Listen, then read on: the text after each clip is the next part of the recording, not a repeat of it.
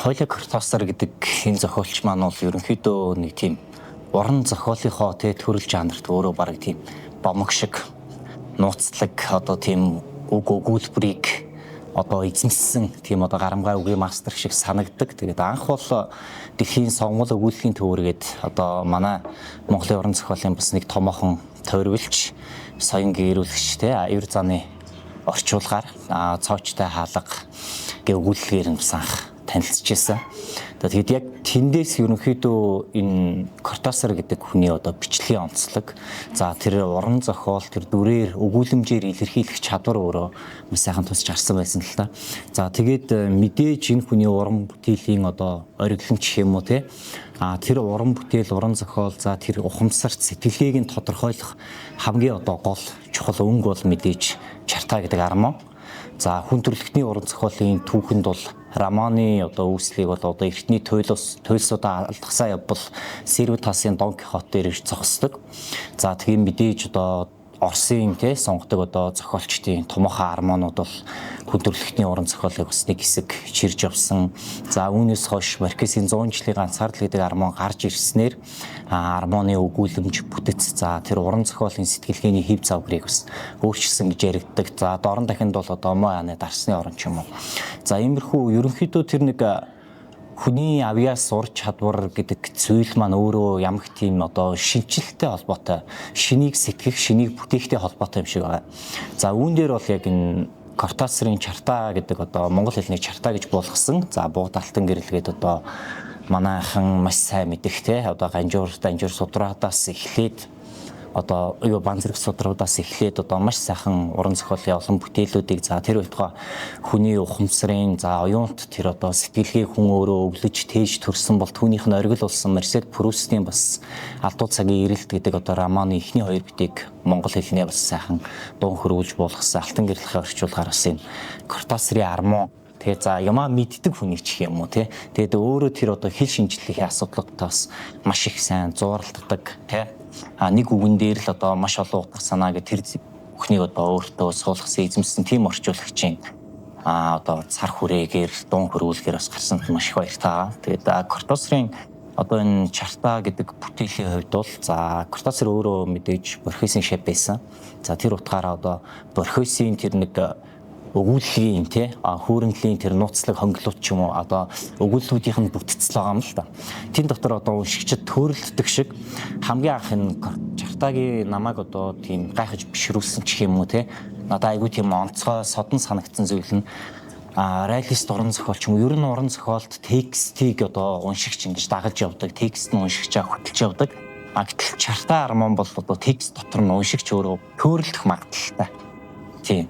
Тэр бүтэц зохиомж нь бас надад маш тийм онцгой санагдчихсэн. За нөгөөтэйгүр энэ армон маань өөрөө шин чанар одоо тэр гол бас уншигчтэй татсан шин чанар нь юу вэ гэвэл зохиомжлж уншигч өөрөө унших боломжтой гэдэг одоо тийм 3 дугаар оролдлого байгаа. За хоёрт нь бол одоо зохиогчийн гаргаж өгсөн тэр одоо дис дарааны дагуу бас энэ романыг уншиж болно. За хамгийн ихэнд бол романыг мэдээж за эхнээс нь төгсгөл хүртэл нь одоо номыг хэрхэн уншдаг тэр шугамаараа бас уншиж болно. Тэгээд ийм талуудтай. За Оливера ер нь Магус хоёрын харилцааны дүр гарч байгаа. За нэлийн ер нь сэр армон ард нь бас тэнцэж гарна. За үнийг бүрэн одоо дүүрэн ойлгоно гэдэг өөрөө надад бол бас нэг тийм амар ажил биш. За үнэхээр одоо Леонардо да Винчи шиг сутан мутан ч юм уу цар хүрээнд хэлсэн тийм мундаг хүмүүс бол удалж нэгэ бүрэн дүүрэн ухамсарын төвшөнд өөртөө шингээж авах ч юм уу уг зохиолыг тэгж магадгүй. Тэрнээс гадна зүгээр миний хэмжээнд бол нэг уншиж чад ойлгоно. За 2 3 уншлаач гэсэн одоо ойлгоно гэдэг маш хүнд санагдчихсэн. За энэ чанар нь өөрөө энэ уран зохиол гэдэг ертөнцийг уран зохиол гэдэг зүгээр л бидний өдөр тутмын амьдралаа нэг хүүрнээд идэг тэр нэг хөрсөн дээрээ буудаг ч гэдэм үү одоо реализм гэж ярьдаг. За мэдээж энэ төрөл жанр өөрөө маш хүчтэй боловч за хэн ч гэсэн одоо амьдралынхаа туршид өдрийн тэмдэглэлээ хэвлүүлээд ном болгочдөг ч юм уу тийм одоо зүйлүүдээс ирсэн өөр юм уран зохиол гэдэг нэг тийм ич хидий юм шиг те урнаар хүн амтны ингээд хуураач байдаг юм шиг тэгсэн мөртлөө тэр одоо дүрийнхээ сэтгэл зүгээр за дүрийнхээ үйл явдлаар тэр босгосон дүрийнхээ өгүүлэмжээр тэрний туулж байгаа зовлон шаналл за утга учиргүй эрэл хайгуул ч юм уу тэр бүгдээр дамжуулж одоо хүний одоо зан чанар ямар байдаг, төлөвшил ямар байдаг, амьдрал өөрөө ямар утга учиртай байдаг ч юм ингээд бүх төрлийн одоо тий хүн яхаараа уйлдгийн айдгийн эмитийн гэд бүх зан чанарыг илтгэдэг ч юм уу дотроо агуулсан түүгээрээ ч гэсэн одоо философос урд нь бас гიშгэх ч юм уу ямар нэгэн сайн уран зохиол угаасаа армон бүтээлд хүн ухааны тийм бяцлаглалын чанар агуулгаддаг тэр чанаруудыг одоо бүгдийг нь энэ армон одоо өөр дээрээ бий болгосон авсан. За нөгөөтэйгүр тэр Оливарагийн одоо өөрийнх нь зан чанар ч юм уу бид нар одоо магадгүй тэр дүрийг үзий ядах ч юм уу тий. За тэгээд нөгөө талдаа Магусыг хайрлах ч юм уу энэ хоёр зан чанаруудын одоо ялгамжтай тэр сэтгэлгээний онцлог дээрээс ажаад үзэхэд яг уран зохиолын тийм хил хязгаарыг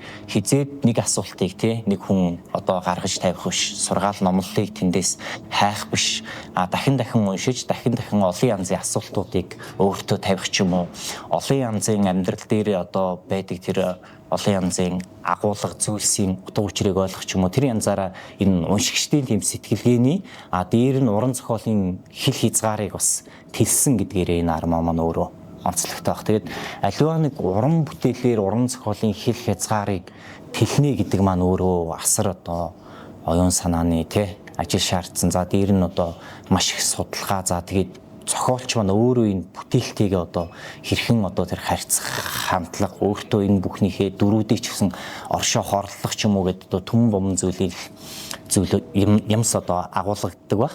За тэгээд хамгийн гол нь Магус маань бол одоо тэр амьдралыг ерөнхийдөө байгаагаар нь хүлээж авдаг тий. За энэ бол одоо маш сайхан зүйл юм гэд зөвгөр нь хилчдэг ч юм уу ийм дүр байгаа. Тэнгүүт нөгөө талдаа болохоор Оливера маань өөрөө болохоор тийм маш их анализ хийдэг.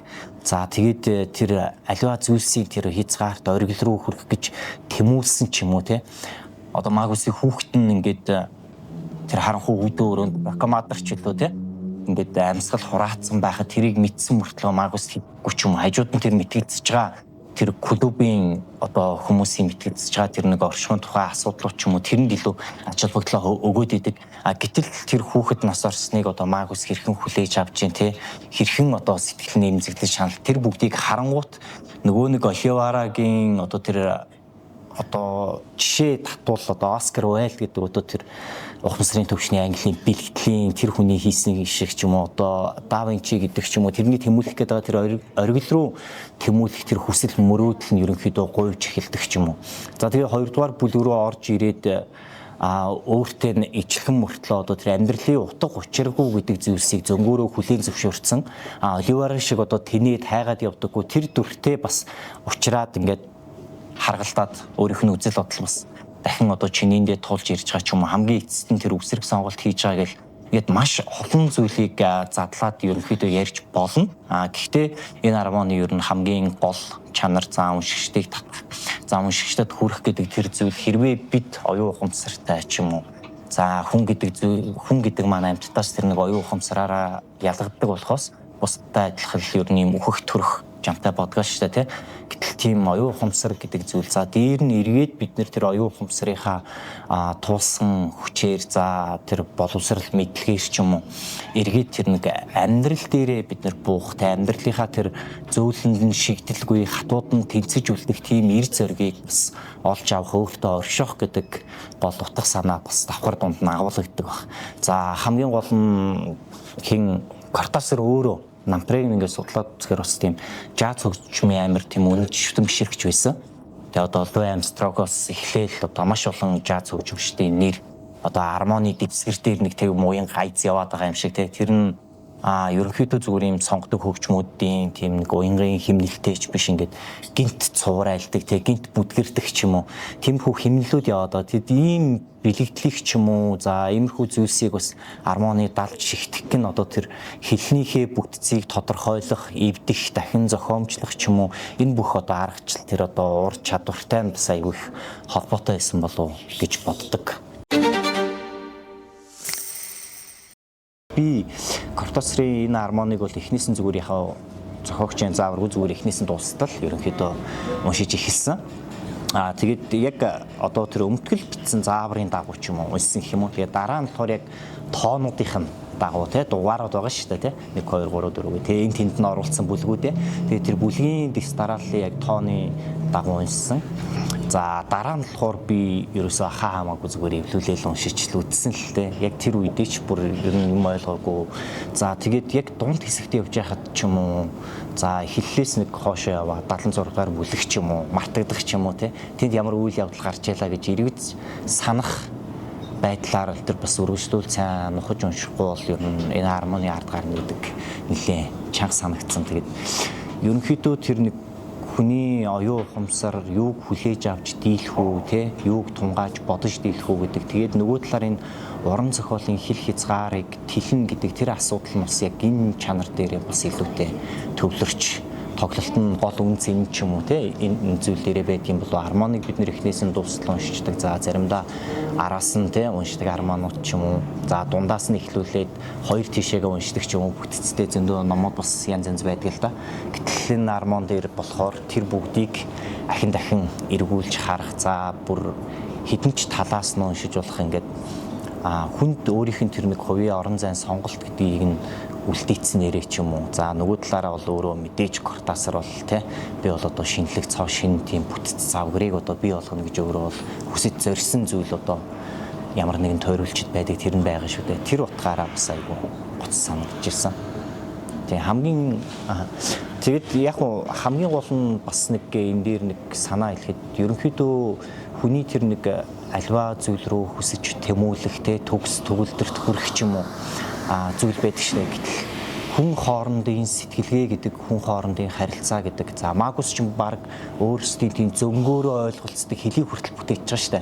Тэр хэл нь болохоор одоо төл бичгээс бид нэр хайгаа тийм хэлийг олохгүй ч юм уу. Зөвхөн армон дээрээс харж болох хэл ч юм уу. Тэгэхээр энэ харилцаагаа бүрэн дүүрэн тийм нэг нэгний төгс төгөлдөр хэмжээнд ойлгох харилцаа тийм зүйл гэж байдаггүй ч юм уу. Тэрийг ерөнхийдөө бас сануулсан. Тэр нь бас армоны бас нэг үнцэд баха. За учир нь яагаад гэвэл хүн хоорондын харилцаа гэдэг нь хүн өөр өөрийн мөн чанартай, өөр өөрийн хэмжээтэй. Бид нэр хүнийг шууд үйлдэлээр нь ч юм уу алуурчин байлаа ч гэсэн тэр хамгийн адгийн амт ингээд сүмсэн биеийг олоод төрцсөн л бол тэрийг бас амархан дүгнчдэггүй ч юм уу те. Тэр утгаараа ч юм уу. За нөгөө талдаа болохоор бүгд нийтлэг нэг ойлголттой байна гэдэг өөрөө сүрэл те. Хүмүүс нэг зүйлийг ерөөсөө ойлгоод тэнд өөр ямар нэгэн асуулт дэвшүүлэхгүй за нэгнийхээ үзэл бодлыг хүндэтгэж гин гээд өөр нэг хүн эсэргүүцэх юм бол те тэрийг одоо энэ хамгийн адгийн буруу нөгөө талдаа одоо нийгэмд ажиглаж байгаа нэг зүйл гэвэл хүмүүс их хвчлээ олон нийтийн байр суурь хаана вэ тэнд очиж зогсдог тэнд байхаараа илүү ухаантай мундаг гэж олон нийтэд харагдах гэж юм уу энэ бүхэн бол ерөөсөө боломжгүй нийтээрээ ойлгож ухаардаг байж болно гэхдээ нийтээрээ нэг үзэл санаанд хүрнэ гэдэг бол одоо хамгийн бас эрсдэлтэй хүний нийгмийн хувьд бол одоо гамшиг тохиолдол гэсэн үг шүү гэдгийг энэ хоёрын харилцаагаар бас тэр сүлдэн төгс төвлөрт хүрэх гээд байгаа илэрхийллийн бүтшгүй зүйл болооч нураахтаа бас илэрхийлж харуулсан болов гэж боддог. Чарта романыг одоо хүнд санал болгон ч гэдэм юм. За мэдээж унш гэж тулгаж болохгүй те. Санал болгон зөвлөн ч гэдэм юм. За тэнээр би одоо яг нэг ийм найзтай энэ номыг уншуулчихъя гэдэг зүйл дээр бол айгүй тийм жоохон харам байна өөртөө. Яагаад гэвэл ер нь жоохон мэдчихгүй байна.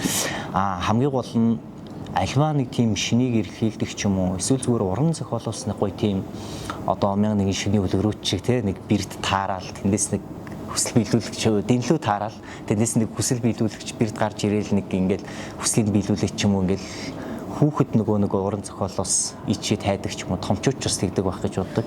Ямар нэгэн амьдрал дээр байхгүй за байж босч гэсэн тэрийг өөрөөр илэрхийлэх арга ч юм уу тийм зүйлийг маш их хайдаг. За тэр нь илүүтэй ном уран зохиолын ертөнц гэдэг зүйл хүнийг илүүтэй татдаг ч юм уу.